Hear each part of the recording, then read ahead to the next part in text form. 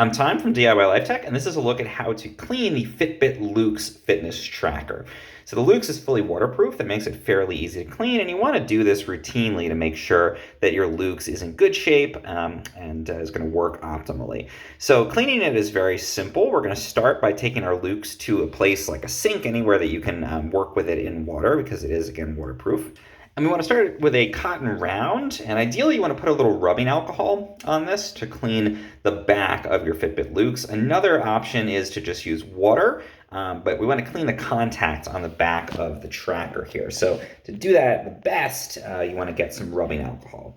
And I've got that on my cotton round here. We're just going to get in and clean those contacts really nicely on the back here. And again, that's going to help, and we can do it on the sensors here as well. It's going to help make sure this charges optimally, make sure that it's able to read from your skin as well as it possibly can. Next, we'll take a fresh cotton round. We're going to wet this one down in here.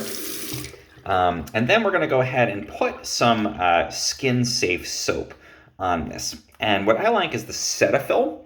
So this is a gentle skin cleanser. It's soap that's gentle enough that you can actually use it on your skin. In this case, we're going to be using it on the watch, but you want to choose something that even if some of the residue got onto your skin, it's not going to be a problem. So you want something very gentle, and Cetaphil really does a good job of that. So just do like a pump of that. You can kind of mush that around on the pad, get a little sudsiness going with it. We want to really be able to coat the watch with this. So get a good amount of water, a good amount of that Cetaphil soap on there.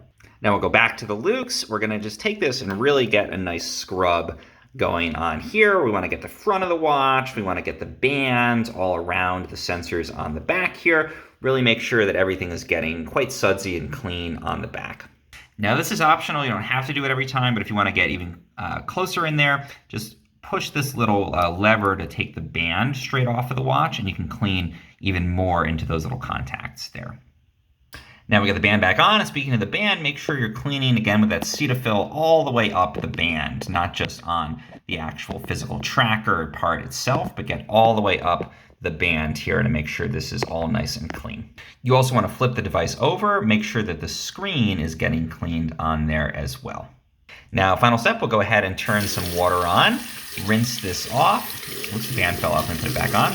And there we go, it's nice and clean. Now, very important, let this dry for about half an hour before you put it back on. You don't want any of that moisture getting trapped against the skin. So let it fully dry. I like to dry it off a little bit first to get started.